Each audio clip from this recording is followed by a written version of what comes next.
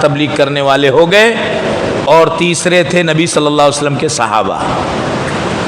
اب سوال یہاں سب سے اہم ہے کہ یہ تو اللہ کا آسمانی دستور تھا کہ تین چیزیں تھیں جو اللہ کے نظام کو دنیا میں پھیلانے کا ذریعہ تھیں۔ جب نبی دنیا سے رخصت ہو گئے تو آپ تو آخری نبی تھے، اب کوئی نبی آنے والے نہیں تھے، تو اللہ نے کیا کیا؟ اللہ نے فرمایا انا نحن نزلنا الذکر وانا له لحافظون، ہم نے قرآن کو نازل کیا اور ہم ہی اس کے محافظ ہیں۔ اب صبح قیامت تک قرآن کا زیر بھی کوئی زبر کر سکتا؟ اللہ نے قرآن کو محفوظ کر دیا۔ اب نئی کتاب تو نہیں آئے گی مگر قرآن میں کوئی تبدیلی بھی نہیں ہو سکتی۔ اب نبی کا کردار کون ادا کرے؟ کیونکہ آپ تو آخری پیغمبر تھے، تو آپ صلی اللہ علیہ وسلم نے کہا العلماء ورثۃ الانبیاء، العلماء ورثۃ الانبیاء۔ یہ کتنی بڑی ذمہ داری ہے، آپ اندازہ نہیں کر سکتے۔ ایک دور نبی کا ہے اور ایک دور نبی کے بعد کا ہے۔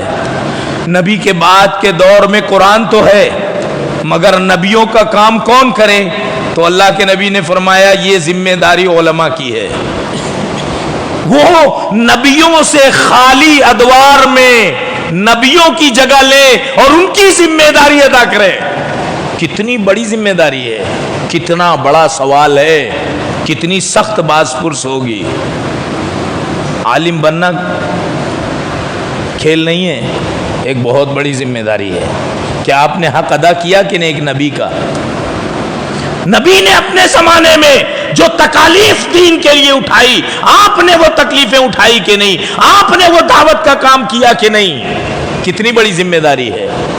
اب تیسرا ذریعہ تھا دین کی تبلیغ کا، وہ نبی کے صحابہ تھے، تو اللہ کے نبی صلی اللہ علیہ وسلم نے وہ ذمہ داری کن کے سپرد کی؟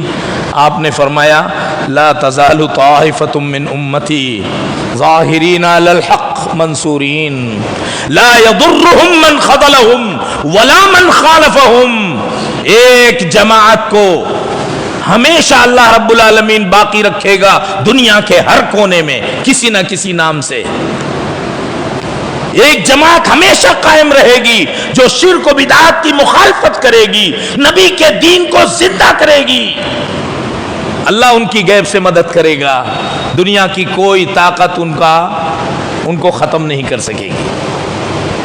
اب ہم اندازہ کریں کہ وہ کردار طائفہ منصورہ کا کن کا؟ صحابہ کا کردار۔